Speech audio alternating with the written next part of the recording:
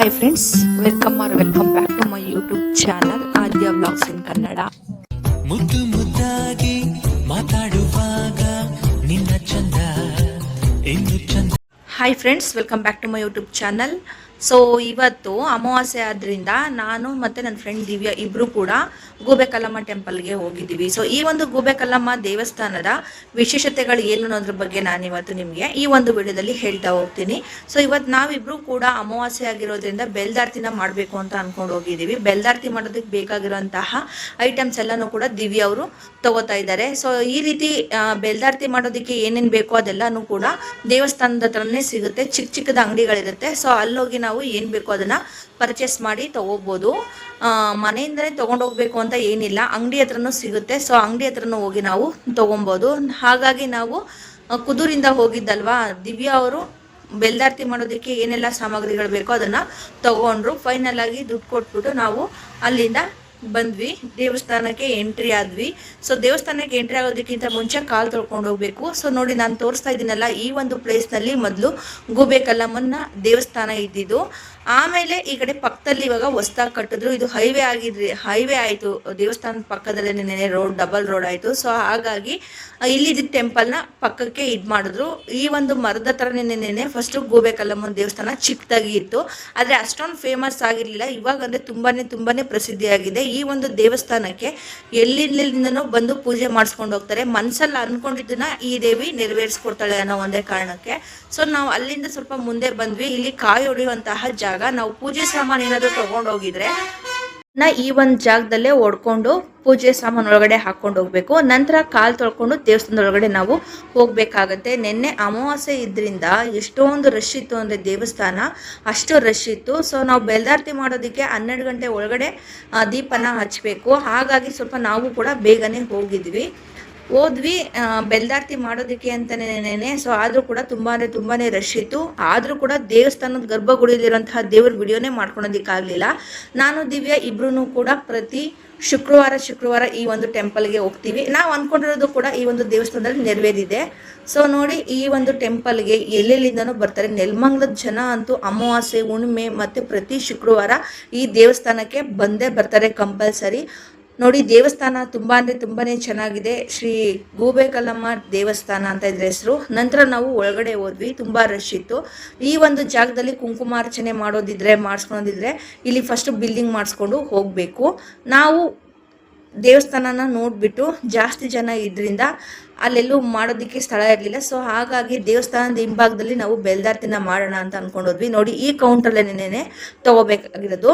ನಾವು ಹಿಂದೆ ಹೋದ್ವಿ, ದೇವಸ್ಥಾನದ ಹಿಂಭಾಗಕ್ಕೆ ಹೋದ್ವಿ. ಅಲ್ಲಿ ಹೋಗಿ ಕೂತ್ಕೊಂಡು ನಾವು ಬೆಲ್ದಾರ್ತಿನ ಮಾಡೋದಕ್ಕೆ ಸ್ಟಾರ್ಟ್ ಮಾಡ್ಕೊಂಡ್ವಿ. ಇಲ್ಲೊಂದು ಮರ ಇದೆ. ಈ ಮರದ ಹತ್ರ ಪೂಜೆ ಮಾಡಿ ಏನಾದರೂ ಅನ್ಕೊಂಡ್ರೂ ಕೂಡ ಅದು ನೆರವೇರುತ್ತೆ. ಸೊ ನೋಡಿ, ಫೈನಲ್ ಆಗಿ ಈ ಜಾಗದಲ್ಲಿ ಕಾಯಿನ ಅಂಟಾಕೋದ್ರಿಂದನೂ ಕೂಡ ಕೆಲಸ ಆಗುತ್ತೆ ಅನ್ನೋದು ಗೊತ್ತಾಗುತ್ತೆ. ಏನಾದ್ರೂ ಮನ್ಸಲ್ಲಿ ಅನ್ಕೊಂಡು ಆ ಕೆಲಸ ಆಗುತ್ತೆ ಅಂತ ಅನ್ನೋದಾದ್ರೆ ಗೂಬೆ ಕಲ್ಲಮ್ಮನ ದೇವಸ್ಥಾನದ ಹಿಂಭಾಗದಲ್ಲಿ ನಾನು ಕಾಯಿನ್ ಅಂಟಾಕಿರೋ ತೋರಿಸಿದ್ನಲ್ಲ, ಆ ಒಂದು ಜಾಗಕ್ಕೆ ಹೋಗಿ ಬೇಡ್ಕೊಂಡು ಅಲ್ಲಿ ಕಾಯಿನ್ ಅಂಟಾಕಿದ್ರೆ, ಕಾಯಿನ್ ಅಂಟ್ಕೊಂಡ್ರೆ ಅದು ಕೆಲಸ ಆಗುತ್ತೆ ಅಂತ, ಕೆಳಗಡೆ ಬಿದ್ದೋದ್ರೆ ಆ ಕೆಲಸ ಆಗೋದಿಲ್ಲ ಅಂತ ಅರ್ಥ. ಸೊ ಯಾರಾದ್ರೂ ಈ ಕಡೆ ವಿಸಿಟ್ ಮಾಡಿದ್ರೆ ಅದನ್ನು ಕೂಡ ಚೆಕ್ ಮಾಡಿ. ಅನಂತರ ನಾವು ಬೆಲ್ದಾರ್ತಿ ರೆಡಿ ಮಾಡೋದಕ್ಕೆ ಫುಲ್ ರೆಡಿ ಮಾಡ್ಕೋತಾ ಇದೀವಿ. ನೋಡಿ, ಈ ರೀತಿ ಪ್ಲೇಟ್ಗಳನ್ನ ನಾವು ತಗೊಬೇಕು. ಆಮೇಲೆ 2 ಬೆಲ್ಲನ ತಗೋಬೇಕು. ಅರಿಶಿನ, ಕುಂಕುಮ ಮತ್ತೆ ಹಾಲಿದ್ರೆ ಹಾಲು ಬೇಕಾಗುತ್ತೆ. ಮತ್ತೆ ಗೆಜ್ಜೆ, ತುಪ್ಪದಲ್ಲಿ ನೆನೆಸ್ಕೊಂಡಿರುವಂತಹ ಬತ್ತಿಗಳು ಕೂಡ ಬೇಕಾಗುತ್ತೆ. ಮೊದಲಿಗೆ ಪ್ಲೇಟ್ನ ನಾವು ನೀರಲ್ಲಿ ತೊಳ್ಕೋಬೇಕು. ನೀರಲ್ಲಿ ತೊಳ್ಕೊಂಡು ಆಮೇಲೆ ಸ್ವಲ್ಪ ಹಾಲಾದ್ರೂ ಹಾಕೊಂಡು ಅರಿಶಿನ ಕಲಸ್ಬಿಟ್ಟು ಈ ಒಂದು ಪ್ಲೇಟ್ಗೆಲ್ಲಾನು ಕೂಡ ಹಾಕ್ಬೇಕಾಗುತ್ತೆ. ಸೊ ನಾವು ಹಾಲು ತಗೊಂಡೋಗಿರಲಿಲ್ಲ, ನೀರಲ್ಲಿ ತೊಳೆದ್ಬಿಟ್ಟು ಅನಂತರ ಅರಿಶಿನ ಎಲ್ಲ ಹಾಕಿ ನೀಟಾಗಿ ಪ್ಲೇಟ್ಗೆಲ್ಲ ಕವರ್ ಮಾಡಿದ್ವಿ.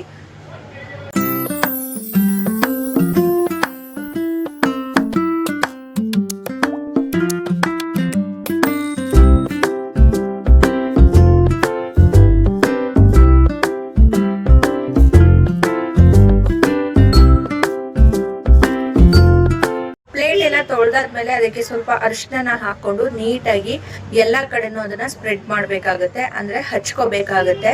ಒಂದು ಕಡೆನೂ ಬಿಡದಿರೋ ಹಾಗೆ ನೀಟಾಗಿ ಈ ರೀತಿ ಅರಿಶಿನ ಹಚ್ಕೋಬೇಕು. ನೀಟಾಗಿ ಪ್ಲೇಟ್ಗೆಲ್ಲ ಅಪ್ಲೈ ಮಾಡ್ಕೋಬೇಕು.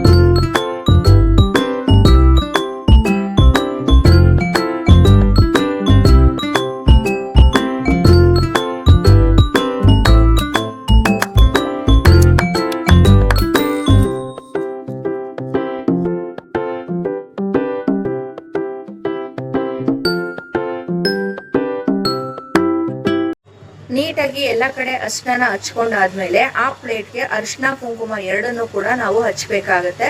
ನೋಡಿ 5 ಕಡೆ ಅರ್ಶಿನ ಮತ್ತೆ ಕುಂಕುಮನ ಹಚ್ಕೊಬೇಕು ಆ ಒಂದು ಪ್ಲೇಟ್ಗೆ. ನಾನು ಕೂಡ ಅರ್ಶಿನ ಹಚ್ಕೋಬೇಕು. ಅದಕ್ಕಿಂತ ಮುಂಚೆ ಅಕ್ಕಿ ಹಿಟ್ಟಿಂದ ಒಂದು ರಂಗೋಲಿನ ಅಂದ್ರೆ ಅಷ್ಟದಳ ರಂಗೋಲಿನ ಬಿಡಿಸ್ಕೊಬೇಕು. ಲಕ್ಷ್ಮೀ ದೇವಿಗೆ ಈ ಒಂದು ರಂಗೋಲಿ ತುಂಬಾನೇ ಇಷ್ಟ. ಯಾರಾದ್ರೂ ಬೆಲ್ದಾರ್ತಿ ಅಥವಾ ನಿಂಬೆಹಣ್ಣು ಆರತಿ ಮಾಡೋರು ನಾನ್ ಮಾಡ್ತಿರುವಂತಹ ರೀತಿನೇನೆ ಬೆಲ್ದಾರ್ತಿ ಅಥವಾ ನಿಂಬೆಹಣ್ಣಿನ ಆರತಿನ ಮಾಡಿದ್ರೆ ತುಂಬಾನೇ ಒಳ್ಳೆ ಬೆನಿಫಿಟ್ ಸಿಗುತ್ತೆ. ಸೊ ನೋಡಿ, ಈ ರೀತಿ ಪ್ಲೇಟ್ಗೆ ನಾವು ಅಕ್ಕಿ ಹಿಟ್ಟಿಂದ ರಂಗೋಲಿನ ಬರ್ಕೋಬೇಕು.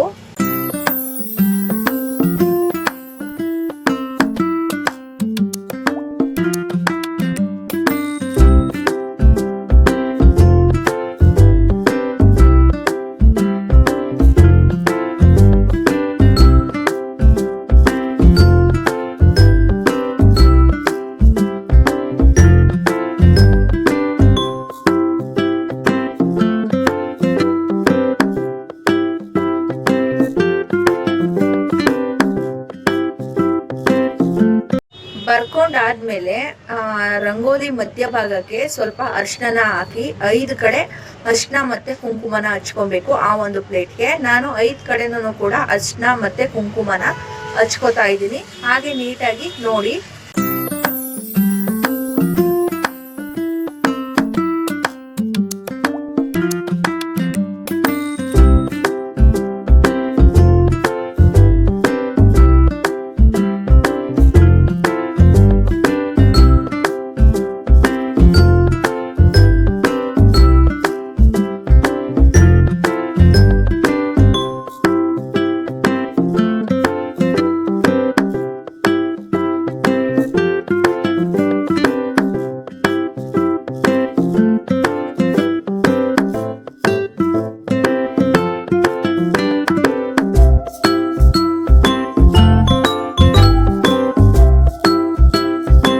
ಅರ್ಶಿನ ಹಚ್ಚಾಯ್ತು, ಇವಾಗ ಕುಂಕುಮನ ಹಚ್ತಾ ಇದ್ದೀನಿ.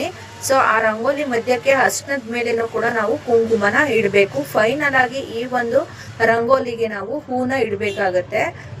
ನಾನು ಸಾವಂತಿಗೆ ಹೂವನ್ನ ತಗೊಂಡೋಗಿದ್ದೆ. ಸೊ ಹಾಗಾಗಿ ಹೂವನ್ನ ಬಿಡಿಸ್ಬಿಟ್ಟು ನೀಟಾಗಿ ಅದ್ರ ಮೇಲೆ ಹೂವನ್ನ ಇಟ್ಟೆ. ಅನಂತರ ಅದಕ್ಕೆ ಫುಲ್ ಅಕ್ಕಿನ ಹಾಕೊಬೇಕು.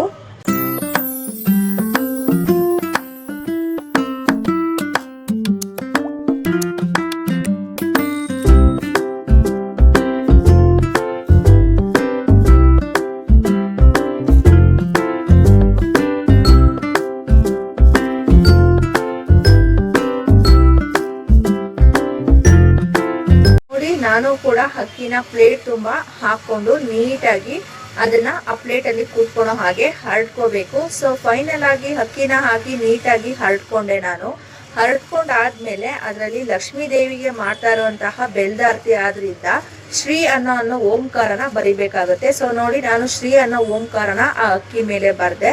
ಅನಂತರ ಬೆಲ್ದಾರ್ತಿ ಮಾಡೋರು 5 ತರ ಹೂವನ್ನ ಈ ಒಂದು ಬೆಲ್ದಾರ್ತಿಗೆ ಇಡಬೇಕಾಗತ್ತೆ. ಸೊ ಲಕ್ಷ್ಮಿಗೆ ಯಾವತ್ತಾದ್ರೂ ಕೂಡ ಕೆಂಪು ಹೂಗಳಿಂದ ತುಂಬಾ ಚೆನ್ನಾಗಿ ಅಲಂಕಾರ ಮಾಡಿದ್ರೇನೆ ಅದಕ್ಕೆ ತುಂಬಾ ಇಷ್ಟ ಆಗೋದು.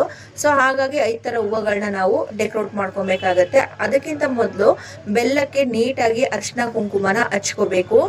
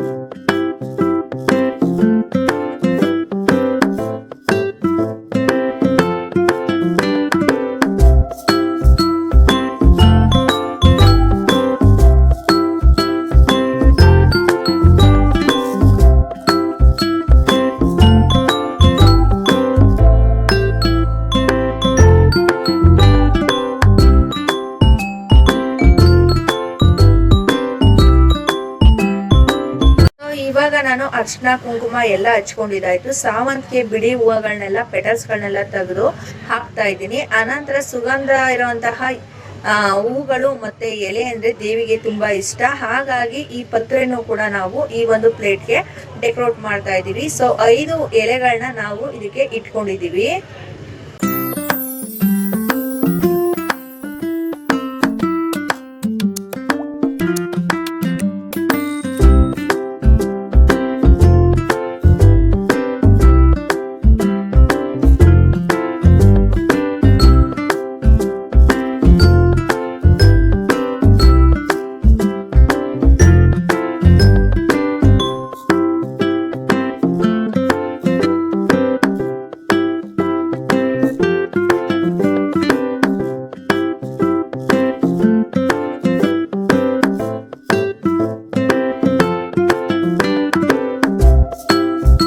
ಅನಂತರ ಆ ಎಲೆ ಮೇಲೆ ಸಣ್ಣ ಸಣ್ಣದಾಗಿರುವಂತಹ ಹೂವನ್ನು ಕೂಡ ಇಟ್ವಿ.